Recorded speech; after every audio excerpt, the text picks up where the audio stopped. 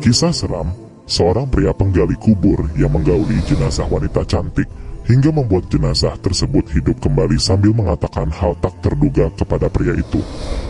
Kelebihan manusia yang Allah ciptakan adalah dengan diberikan akal dan nafsu. Ketika kedua hal tersebut tidak dapat digunakan dengan baik, maka akan menjadi malapetaka bagi umat manusia.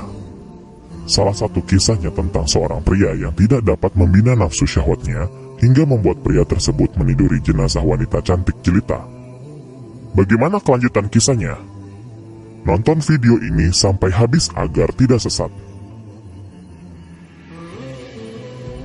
Sahabat risalah Nabi, Alkisah terdapat seorang pemuda Madinah yang pekerjaannya sebagai penggali kubur. Pemuda ini gemar mencuri barang-barang berharga yang dikuburkan bersama mayat. Tindakan ini dilakukan ketika keluarga jenazah meninggalkan kuburan. Dia gali kuburan itu kembali untuk mengambil barang-barang berharga yang ikut dikuburkan bersama mayat. Dia akan mengambil kain kafan mayat jika kain itu dianggap berharga. Pada suatu hari, seorang gadis di Madinah meninggal dunia. Gadis tersebut, semasa hidupannya seorang gadis dengan kecantikan yang luar biasa, ia pandai menjaga diri. Banyak laki-laki yang naksir kepada gadis tersebut. Suatu ketika, si penggali kubur tersebut memulai aksi bejatnya. Begitu suasana sepi, ia menggali kembali kuburan gadis itu. Ia ambil kain kafannya. Pada saat membuka semua kain kafan si mayat, nampaklah kecantikan wajah dan tubuh gadis itu hingga membuat matanya terpesona melihat indahnya tubuh sang gadis. Tanpa berpikir panjang, penggali kubur itu pun melampiaskan syahwatnya kepada mayat tersebut. Usai menggauli mayat itu, pemuda ini sangat gelisah. Ia merasa dikejar-kejar dosa. Ia pun datang ke Masjid Rasulullah di Madinah. Di sana ia ketemu Umar bin Khattab. Setelah mengucapkan salam kepada Umar, ia bertanya dengan cemas dan hati-hati, "Apa pendapat Anda jika ada seseorang yang berzina?" Tanya pemuda itu. Jika dia sudah menikah, ia dihukum rajam sampai mati. Jika ia belum pernah menikah, maka akan dicambuk 100 kali dan diusir dari kampung selama 1 tahun, jawab Umar tegas.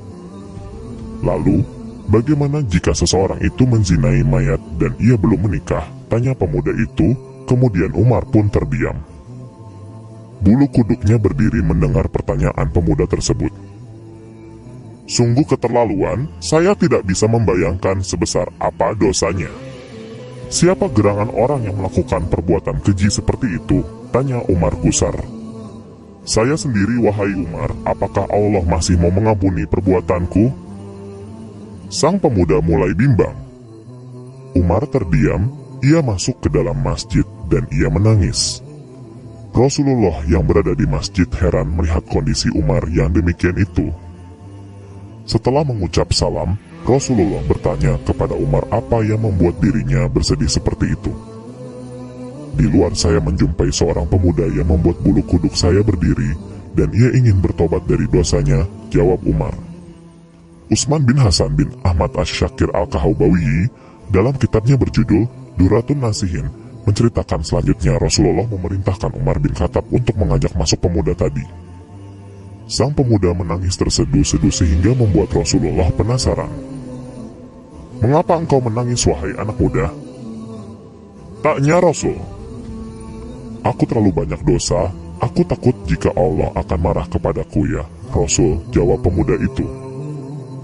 Apakah engkau telah menyekutukan Allah dengan sesuatu? Atau engkau membunuh orang yang tidak bersalah? Tanya Rasulullah, tidak ya Rasul. Saya tidak pernah melakukan kedua perbuatan itu, jawab sang pemuda. Rasulullah berusaha menghibur anak muda itu. Ketahuilah olehmu anak muda, Allah akan mengampuni dosamu sekalipun dosamu sebesar 7 kali lipat langit dan bumi. Apakah dosamu sebesar kursi? Tanya Rasulullah. Lebih besar dari itu ya Rasul, jawab pemuda itu. Apakah sebesar Arasy? Tanya Rasulullah penasaran. Saya kira lebih besar dari itu ya Rasul, jawab sang pemuda di tengah isak tangisnya. Sebenarnya dosa apa yang kau lakukan? Coba kau katakan kepadaku, pinta Rasul. Sungguh saya malu untuk mengatakannya, jawab pemuda itu. Jika tidak kamu katakan maka dosa itu akan tetap membebani jiwamu, bujuk Rasulullah. Pemuda itu terdiam. Kepalanya menunduk melihat lantai masjid. Ia mulai memberanikan dirinya untuk mengatakan apa yang telah ia perbuat. 7 tahun saya bekerja sebagai penggali kubur.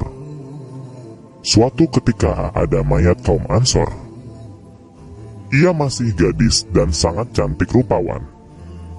Secara diam-diam saya menggali kuburannya lalu kubuka kain kafannya. Awalnya saya ingin meninggalkannya tetapi syahwat saya bergelora, maka kulampiaskan syahwatku dengan menzinahi mayat itu sampai puas. Setelah itu saya tinggalkan begitu saja.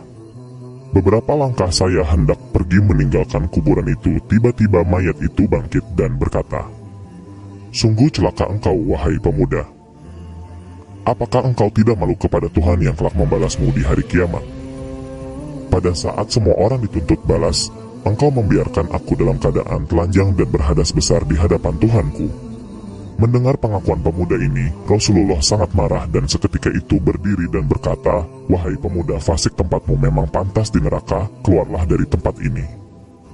Bentak Rasul, sang pemuda keluar dengan hati yang hancur dan jiwa tak bersemangat.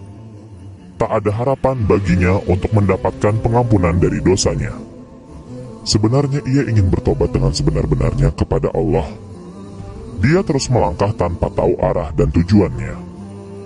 Nabi ingin mendengar petunjuk langsung dari Allah tentang peristiwa yang baru saja beliau dengarkan. Di sisi lain, pemuda itu kemudian pergi menyendiri dalam sebuah gua di gunung. Di sana dia menangis, meminta ampun kepada Allah. Dia bersumpah tak akan keluar dari gua sebelum Allah memaafkannya dan menyampaikan ampunannya itu lewat Rasulullah. Setelah 40 hari berlalu, tubuh dan wajah pemuda itu berubah drastis.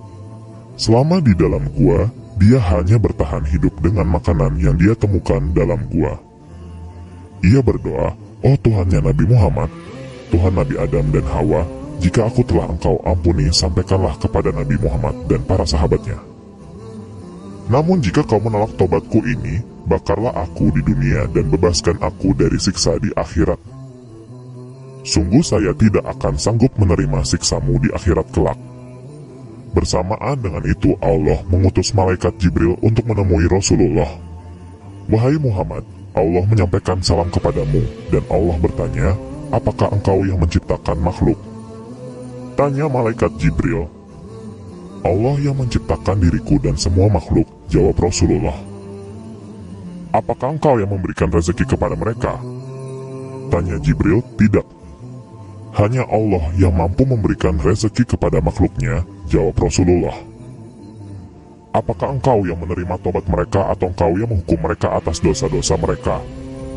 Tanya malaikat Jibril. Suci Allah yang maha memberi pengampunan," jawab Rasulullah. "Wahai Muhammad, Allah berfirman, maafkanlah hambaku, karena aku telah mengampuninya," kata malaikat Jibril.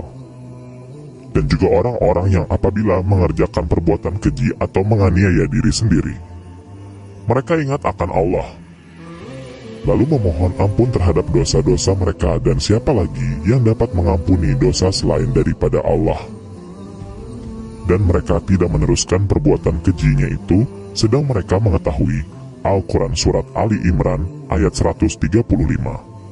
Selanjutnya, Rasulullah memanggil pemuda tersebut dan memberitahukan bahwa Allah telah mengampuni dosanya dan menerima tobatnya. Tak lama kemudian pemuda ini meninggal dunia.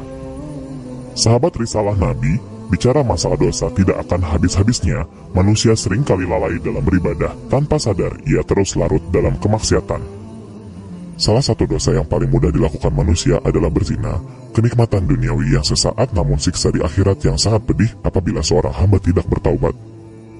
Dosa zina merupakan salah satu dosa besar, yang mana tanpa bertaubat maka jangan harap ampunan dari Allah.